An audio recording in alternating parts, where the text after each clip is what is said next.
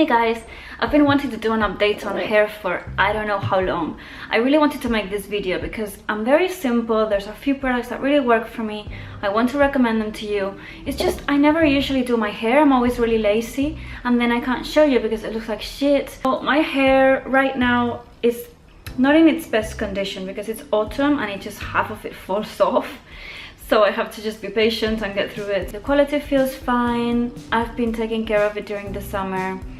I use quite a lot of kind of conditioners and leave-in. I always use masks. I'm gonna tell you exactly what I'm using. And I have been using also hot tools, which actually for me work really well. I know a lot of people tell you not to use heat on your hair. My hair is virgin, so it's natural. I don't color it or anything. I don't know what would happen if I was coloring it. It's always been good with heat styling products. I feel like they close the cuticle in such a way that I'm able to not wash it as much, which is always good. It just stays, it doesn't knot as much. So right now, situation, I have a fringe, I just cut it. I cut it every once in a while myself. And I have a Brazilian blow dry just on the fringe area that I had done exactly 3 months ago. So it's still going strong because this is my fringe just blow dried with a brush. But right now, because I have, you know, curled it, it looks pretty nice. Alright, so I wash it about 2-3 times a week, depending how good it looks, how I'm feeling. Again, if I style it, then it lasts for longer. So I can leave it maybe 3 days. On the last day, sometimes I brush it, which I feel like it helps coat all the hair with the natural oils. I have really been liking Kerastarse products. They're kind of expensive, but they work really well for me. This one doesn't have sulfates, which is what I was looking for because of the Brazilian, and it's just better for you. And I try a different one every time. I'm not set on this one, but I usually find one by Kerastarse without sulfates. And I can just trust it. I also really like the L'Oreal Expert line and I have been using it forever, but I don't think I was using one without sulfates. So when I had the Brazilian, I had to swap. And then I really like the mask. This is the Resistance Mask Forte. And I don't know, I like this one, so I buy this one. There's several ones that are really good. I try not to buy any that will make the hair super oily because even though my hair is kind of dry, it is really, really fine. So it can just make it a bit greasy looking. I did venture into the organic natural product territory. And for that, I used this shampoo, which I have used a couple of times. This is by this brand that I bought in Ibiza, and it's basically a handmade shampoo with just the basics. It actually works really well for natural shampoo. And I do like the Lush shampoos also. I found out that they had sulfate, so I was scared to use them on my Brazilian thing. I do use this conditioner sometimes by Lush. This is called Retreat, and it's pretty good.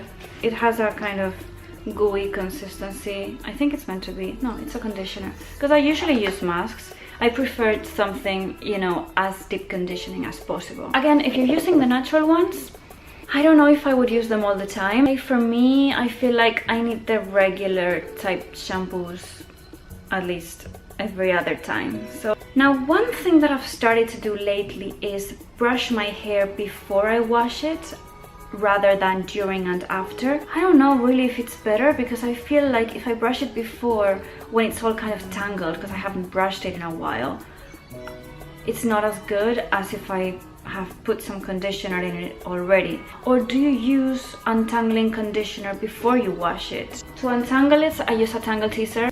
So then I leave it in the towel until it's not soaking wet. Once I'm ready to dry it, I've been using this brush, which is actually from Tangleteezer, and it feels pretty good. So I don't know, this is just a new thing that I've been trying that I really like, so I wanted to tell you. Previous to this, I had just the regular ones, which I really don't like, the regular metal ones with bristles. And I've also tried the natural bristles, which a lot of people rave about, and those are fine, but I feel like it really pulls. Whereas this, it pulls just enough, but I can control it. And I think this is the biggest one. Sometimes I have dried it upside down, which works great for volume. It's just really uncomfortable. For the fringe, I actually really like using this one. This one is the Mason Pearson Natural Bristles. And this is really great because it pulls quite a lot. and because of its density, it's good for really small areas like the fringe. Because of its density, I wouldn't use it everywhere else. I prefer something a bit lighter for everywhere else. And the hairdryer that I use is the Parlux 3000. Really like that hairdryer. Before I start drying it, I put this on, and this is Ciment Thermique. I've used this on and off for such a long time. It's still one of my favorite products. I often go back to it. It's basically just a leave-in. Sometimes before I dry it, I will use this. This is another one of my favorite things, the BB Prep. And you can also use this just at any time that you want to kind of freshen up a little bit your hair, or right after, or in between drying. You know, you can just use this. It's like a tonic water for your hair. Kind of hydrating. Smells pretty good, pretty fresh, a bit like floral cucumber sort of smell. I use this oil, and the only reason why I use this oil is because I have it. There's plenty of other oils. I used to use the Moroccan oil for a long time. I really liked it. So I use the oil, I put it in a bun, and then I let it kind of cool, and I leave it there for a while. And then if I decide that I want to do something with it more, either I will add some texture, and I really like the Oribe Dry Thick Finishing Spray for texture. This is the dry finishing spray, not the dry texturizer, which is the more famous one. Another one of my favorites as a dry finishing spray, I've been obsessed with this. This is so good. It's the BB DryOil Finishing Spray. And this is seriously one of my favorite products ever. It smells amazing. That's partly why I like it. And I just really like the idea of an oil in my hair. And this is a dry oil. Right now I have that all over, and it looks really great. See? So much fun. And then, if I'm going to heat style it, then I really like my Cloud9 stuff, which is the one that I used this time, and I kind of prefer it. And I've been using the low setting. I like this one because it's all one size, which gives me a lot of comfort, because this one makes me kind of uneasy. First of all, it's so long. You are putting your hair against it. You have to be really careful with your arm. A little bit hard to maneuver around it because it's so long.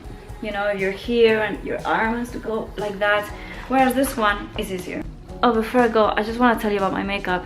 So I am not wearing foundation, but I am using this concealer by RMS. It's really natural. It's 100% natural, really good for you. I love it. A little bit of bronzer, the Maestro bronzer by Armani, the one that's liquid in a pipette. Really like that stuff. And the shadow is the TT76 powder shadow by RMS.